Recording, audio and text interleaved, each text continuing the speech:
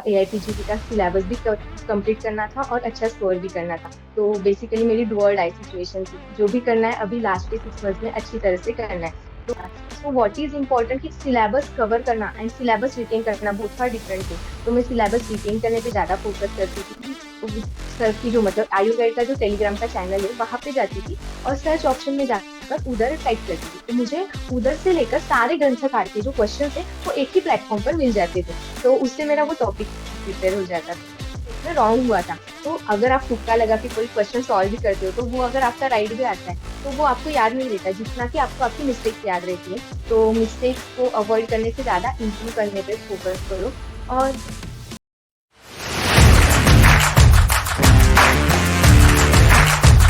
Hello everyone. आज हमारे साथ जुड़ी है डॉक्टर प्रियंका कसार। इन्होंने अपना यूजी तिलक आयुर्वेद महाविद्यालय पुणे से पूरा किया है और AIAPGT में इस साल 96 रैंक लाके गवर्नमेंट आयुर्वेद कॉलेज नांदेड़ में पीडियाट्रिक्स की सीट हासिल की है। प्रियंका, आपको इसकी बहुत बहुत शुभकामनाएं। Thank you very much ma'am. अच्छा प्रियंका, आपने AIPGT का प्रिपरेशन कब स्टार्ट किया था?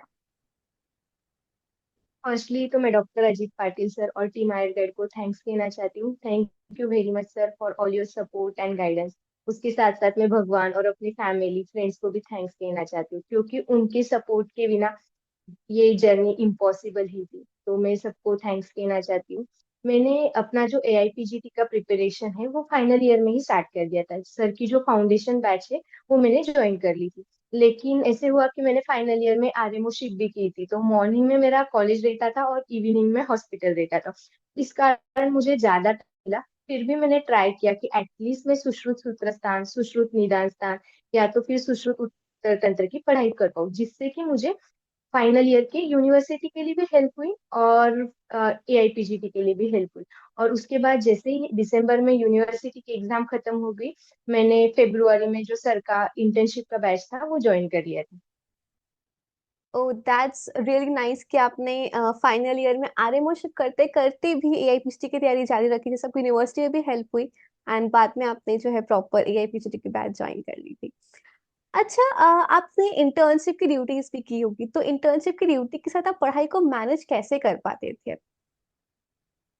एक्चुअली जैसा कि आपने बताया मेरा यूजी टियर कॉलेज से, तो टियर कॉलेज को जो अटैच हॉस्पिटल है वो ताराचंद हॉस्पिटल है। ताराचंद में पेशेंट फ्लो बहुत ज्यादा रहता था, तो मेरी स्टार्टिंग की 6 मंथ्स की ड्यूटी ताराचंद में ही थी। तो वहां पे अराउंड 8 बजे से 4 बजे तक मेरी ड्यूटी रहती थी। तो वहां पे ज्यादा टाइम तो नहीं मिलता था, लेकिन मैं फिर भी जितना भी टाइम मिलता था मैं ट्राई करती थी कि MRI नोट्स या तो फिर जो जो छोटी छोटी नोट्स थी वो पढ़ती थी।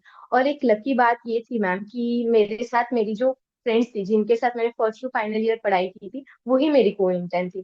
तो इस कारण ऐसे हुआ कि हम लोग ट्रिक्स साथ में शेयर करते थे, कोई टॉपिक छोटा मोटा टॉपिक साथ में डिस्कस कर लेते थे। लेकिन उसके बाद मतलब मैं फ्रेश होके 5 बजे से 9 बजे तक लाइब्रेरी में डेली पढ़ाई करती थी। तो वो मेरा मतलब क्रूशियल टाइम रहता था, उसमें मैं ऑडियो लेक्चर सुनती थी या तो फिर संहिता की रीडिंग्स करती थी। लेकिन ये जो स्केड्यूल था मैं hardly 2 to 3 months he follow कर पाई। उसके बाद मैंने वापस से RMO शिप ज्वाइन कर ली, मतलब हॉस्पिटल करती थी। तो मैं मॉर्निंग में इंटर्नशिप करती थी और इवनिंग में हॉस्पिटल करती थी। तो अराउंड में 12 to 13 आवर्स तक बिजी रहती थी। तो इससे ऐसे हुआ कि मेरा अराउंड मेरी 4 to 6 टेस्ट मेरी बंक हो गई। तो उससे मेरा बैकलॉग बहुत ज्यादा बढ़ गया था। जो भी स्टूडेंट्स कंफ्यूज रहे कि क्लिनिक करना है या नहीं करना है, RMO शिप करनी है या नहीं करनी, मैं उनको ये बताना चाहूंगी, क्योंकि ये मेरा पर्सनल एक्सपीरियंस है कि अगर आपका जो मेन गोल है वो AIPGT का प्रिपरेशन है, तो आप अवॉइड करें कि मतलब ड्यूरिंग इंटर्नशिप क्लिनिक या RMO शिप करना, क्योंकि उससे ऐसे होता है कि ज्यादा पढ़ाई नहीं हो पाती, फोकस नहीं हो पाते, कंसिस्टेंसी मेंटेन नहीं हो पाती। तो उसके बाद जब मेरा 6 मंथ का ताराचंद हॉस्पिटल खत्म हुआ, मेरी पोस्टिंग थी RH की सिविल हॉस्पिटल सातारा।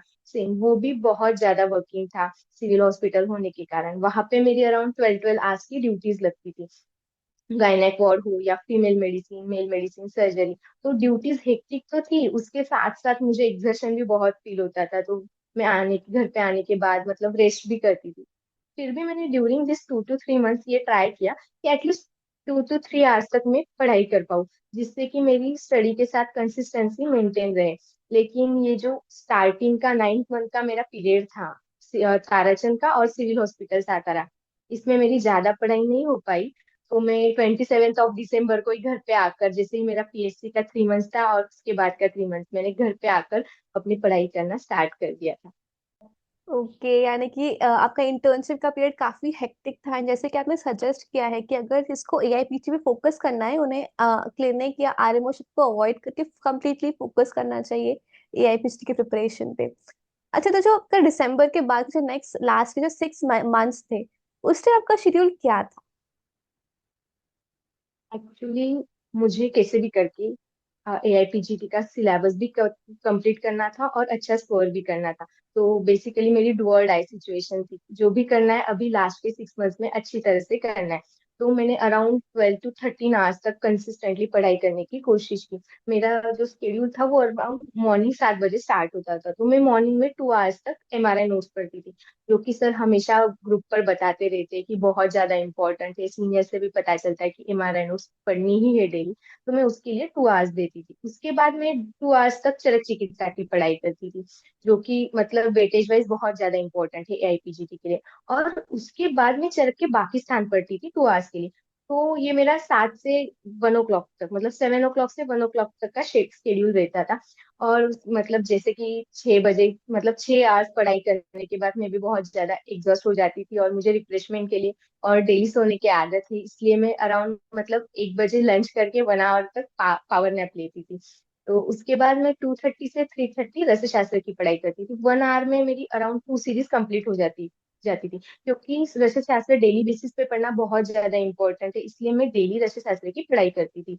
और उसके बाद मैं इवनिंग में मतलब 3:30 से 6:30 तक सुश्रुत संहिता की पढ़ाई करती थी। और इवनिंग में मतलब मेरा जो 6:30 से 9 o'clock का टाइमिंग था, वो मैंने डिस्ट्रीब्यूट किया था। 3 डेज में माइनर संहिता की पढ़ाई करती थी और 3 डेज में सब्जेक्ट वाइज पढ़ाई करती थी। तो उस मतलब ये मेरा मतलब रोटेशन में सब चलता रहता था, सब्जेक्ट संहिता या तो फिर माइनर संहिता, चरक और एमआरआई नोट्स। और रात में मतलब जब मैं पूरा दिन पढ़ाई करने के बाद सैचुरेट हो जाती थी, तो मैं रात में अराउंड 1.5 आवर तक मैं क्वेश्चन सॉल्विंग करती थी। जो भी मैंने दिन में पढ़ा है उसकी मैं क्वेश्चन सॉल्विंग करती थी, तो जिससे कि मेरा 2 बार वो टॉपिक ओवरलुक हो जाता था। और मतलब ऐसा नहीं है कि वी आर नॉट रोबोट, तो ऐसे कि ऐसा ही स्केड्यूल मैंने पूरे 6 मंथ्स में फॉलो किया, ऐसे नहीं हुआ। कभी कभी ऐसे होता था कि कोई टॉपिक थोड़ा लॉन्ग चल जाता था, लंबा चल जाता था, तो मतलब थोड़ा कम टाइम मिलता था, या तो फिर कभी कभी ऐसे होता है कि गेस्ट आ जाते थे बीच बीच में। तो अगर टॉपिक मेरा कंप्लीट नहीं होता तो मैं रात में वो 1 आवर एक्सटेंड करके रात में वो पढ़ाई करती थी। लेकिन जो टारगेट मैंने डे में फिक्स किया है वो मैं डे में ही कंप्लीट करती थी। और मैं जैसे कि मैंने बताया मैं घर पे थी, तो फैमिली फंक्शंस या सारी चीजें डिस्टरबेंसेस भी होते थे। फिर भी मेरी फैमिली तो बहुत ज्यादा सपोर्टिव थी, इसलिए मैंने लास्ट के 6 मंथ्स में फैमिली फंक्शन अवॉइड ही किए। लेकिन एक इंसिडेंस मुझे याद है, मेरी एक फ्रेंड थी, उसकी शादी थी, तो वो पेब में थी अराउंड। तो शादी तो मतलब वो one of my closest friend थी, तो शादी तो अटेंड ही करनी थी। तो इसलिए मैंने क्या किया, जो मेरे 15 डेज की मतलब क्लास की टेस्ट थी, तो वो मैंने उसका जो सिलेबस था वो हार्डली 10 डेज में मैंने कंप्लीट करने की कोशिश की, जिससे कि मुझे 2 to 3 डेज मिल गए। तो उसमें मैंने एंजॉय कर लिया, फ्रेंड की शादी भी अटेंड कर ली। तो ये सारी चीजें मेरे साथ भी हुई, सबके साथ होती है कि कोई फैमिली डिस्टरबेंसेस, फैमिली इश्यूज या तो फिर कोई मेडिकल इमरजेंसी, तो इसके साथ बेसिकली आपको भी डील करना है, ये सबके साथ होता है। जी, आपने बिल्कुल सही कहा कि नेचुरल जो चीजें हैं कि कोई फंक्शन आएगा, कोई फैमिली फंक्शन कुछ ना कुछ आएगा, तो उसे हमें कैसे मैनेज करें वो हमारे ऊपर होता है। एंड आपने जैसे बहुत ही ब्यूटीफुली अपने लास्ट के 6 मंथ्स में हर एक सब्जेक्ट को इक्वल इंपॉर्टेंस देते हुए रोटेशन में पढ़ाई की, एंड सेम सब्जेक्ट के रात में क्वेश्चन सॉल्व किए, तो उससे हमारा रिविजन भी हो जाता है, जो कि हमको याद रहने में काफी हेल्प करता है। That's a very great strategy actually. अच्छा प्रियंका, आप major test solving, test analysis और क्वेश्चन सॉल्विंग को कितना इंपॉर्टेंस देते थे?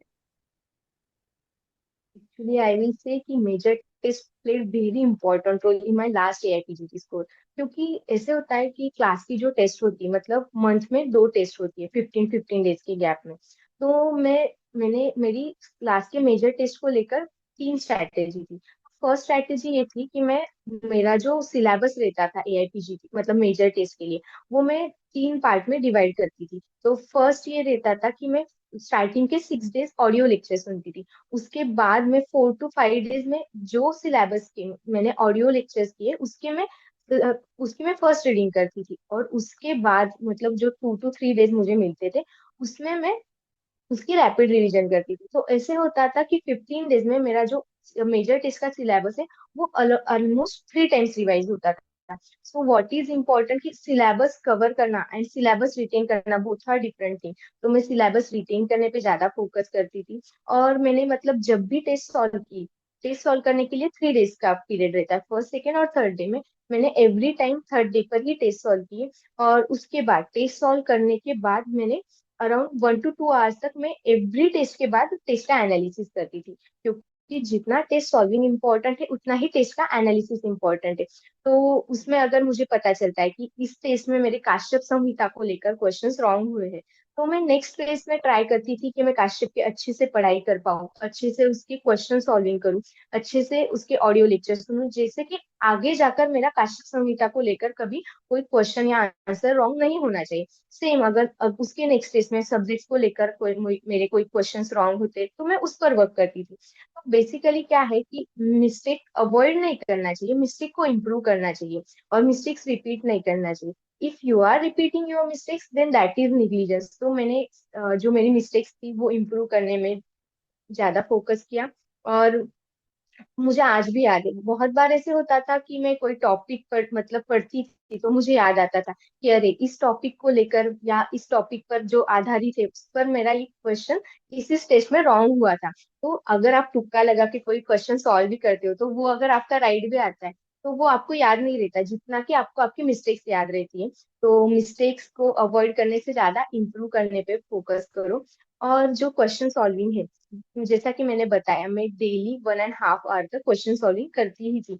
तो बेसिकली उससे ऐसे होता था कि कभी कभी हम कोई टॉपिक पढ़ते तो हमें पता ही नहीं चलता कि इस टॉपिक पर इस प्रकार से क्वेश्चन पूछा जा सकता है। तो जब हम क्वेश्चन सॉल्व करते हैं तो हमें एक आइडिया आ जाती है। और कभी कभी हमने कोई टॉपिक पढ़ा भी नहीं होता है तो भी हमें वो टॉपिक हमारा प्रिपेयर हो जाता है क्वेश्चन सॉल्विंग से।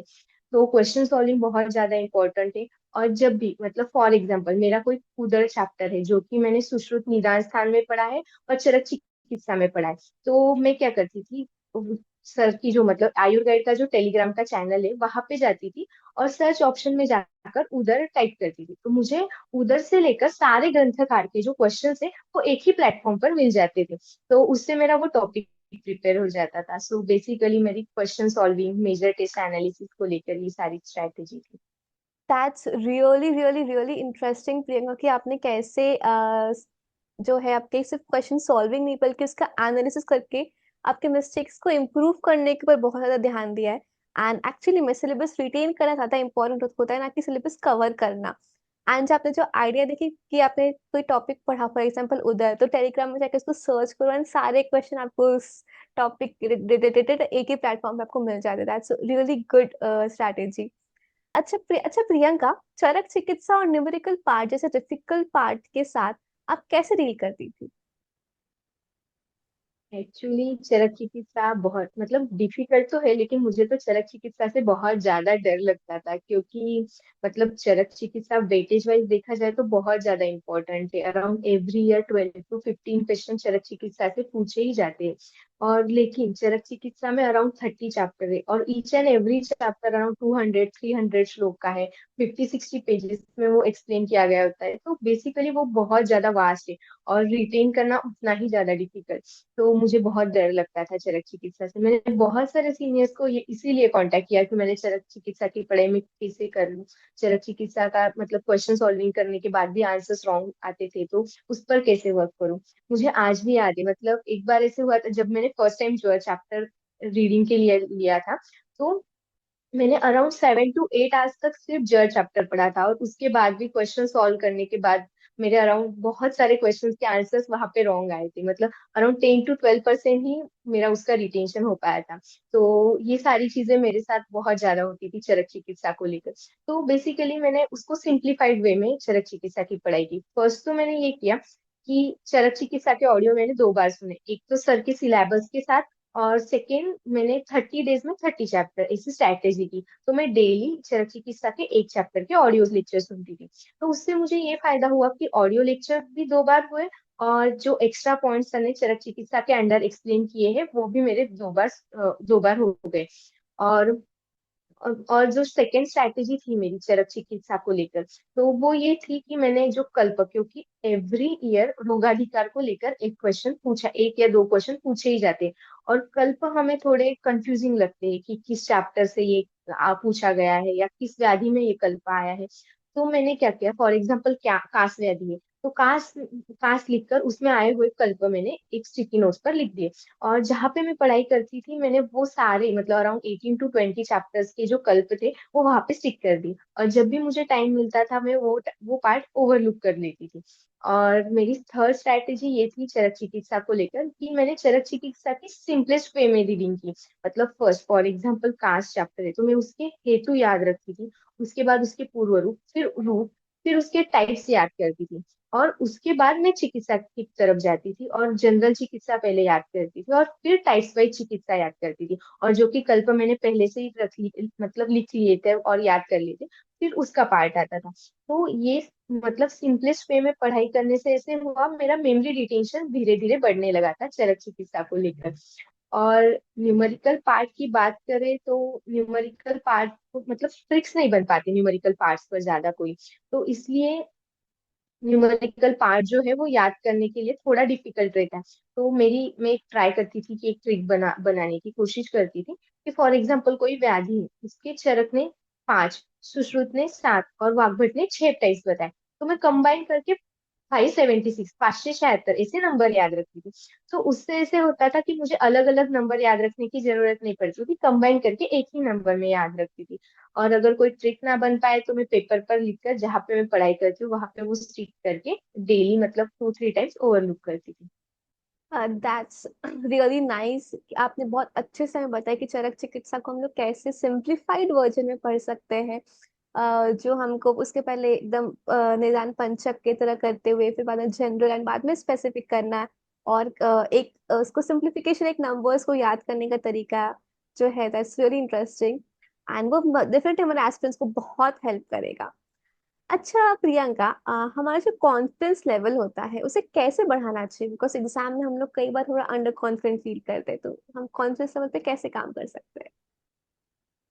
मैम जैसा कि मैंने आपको बता ही दिया कि मैंने अराउंड 9 मंथ्स मेरी ज्यादा पढ़ाई नहीं हो पाई थी, तो मेरे पास लास्ट के 6 मंथ्स थे। तो और मेरा ऐसा था कि मैंने मतलब जो मेरा एडमिशन था बीएमएस का वो भी गवर्नमेंट में फर्स्ट अटेम्प्ट में ही लिया था, रिपीट नहीं किया था उस टाइम भी। तो ये तो मेरा फिक्स था कि मुझे पीजी के लिए भी रिपीट नहीं करना है। तो जो भी करना है ये लास्ट के 6 मंथ्स में ही करना है। तो मैंने अराउंड मेरी स्टडी के आवर्स भी उस हिसाब से बढ़ाए, 13-14 आवर्स उसके हिसाब से ही अपना प्लान किया।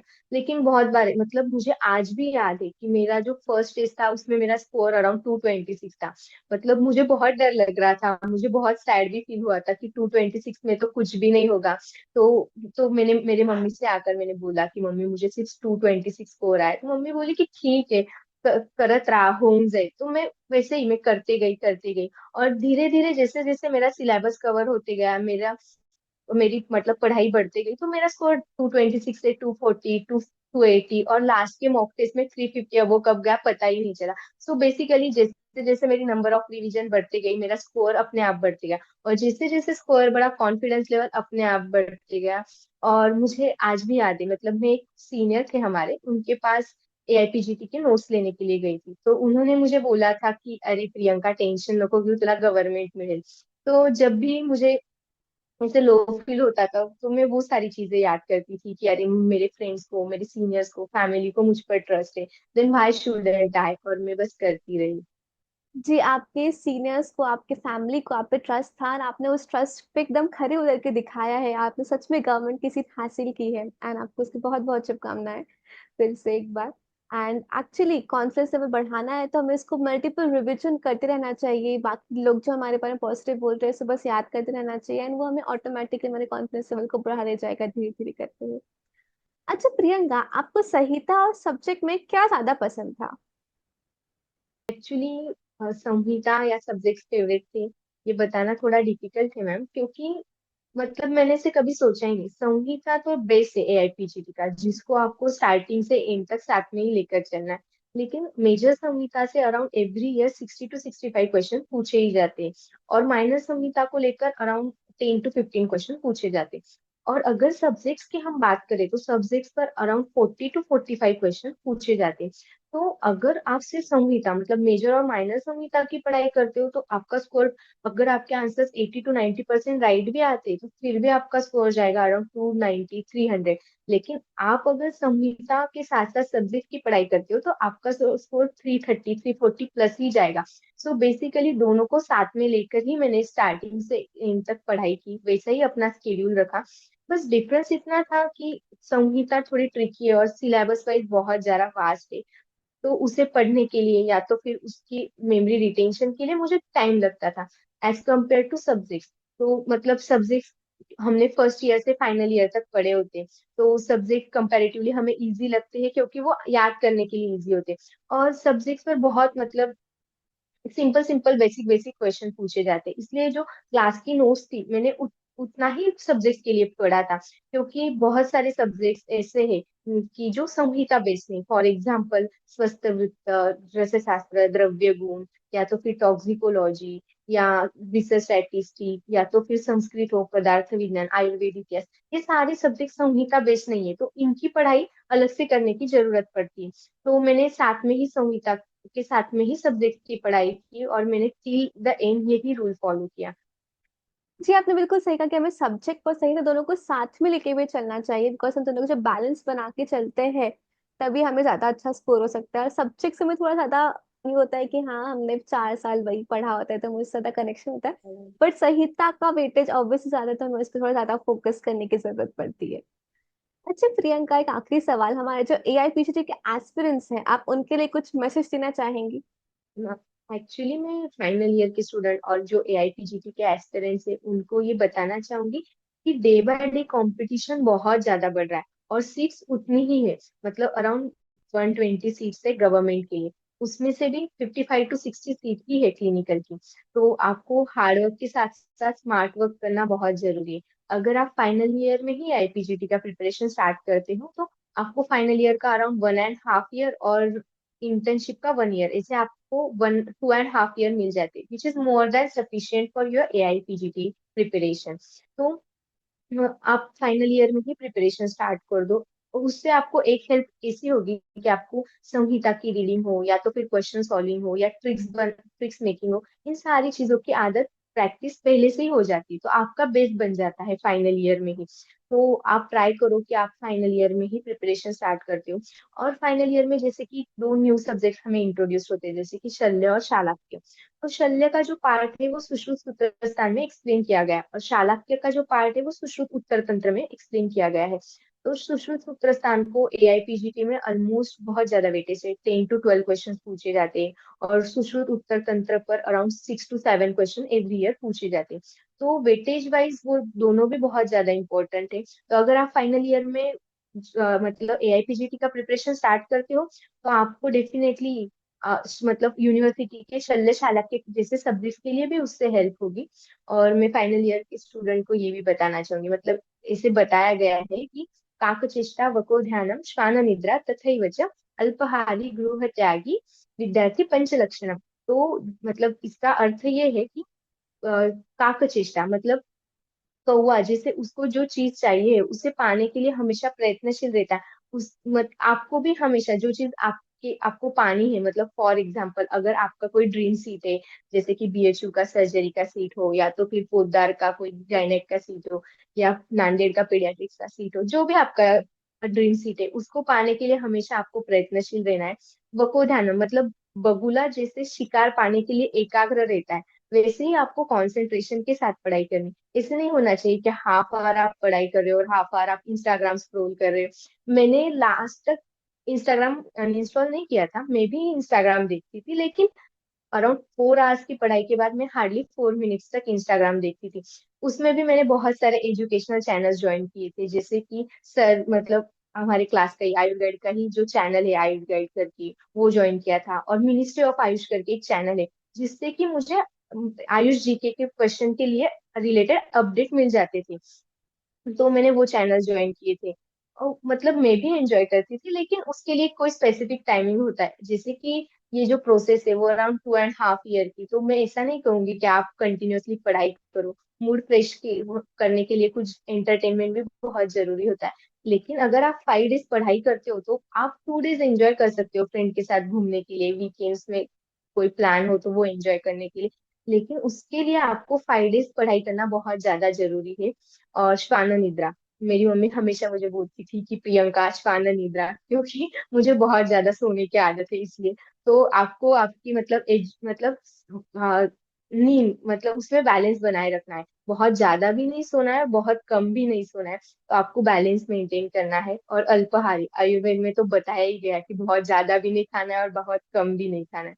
और गृह त्यागी, गृह त्यागी का मतलब ये नहीं है कि आपको घर का त्याग करके कहीं जाके पढ़ाई करना है। बस आपको आपके कंफर्ट जोन से बाहर निकल के पढ़ाई करना है, जिससे कि आप आपका जो गोल है वो अचीव कर सकते हो।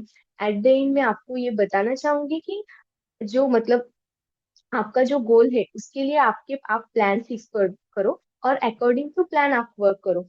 मतलब जिनको भी लगता है कि अभी बहुत टाइम हो गया है, मेरा होगा या नहीं होगा।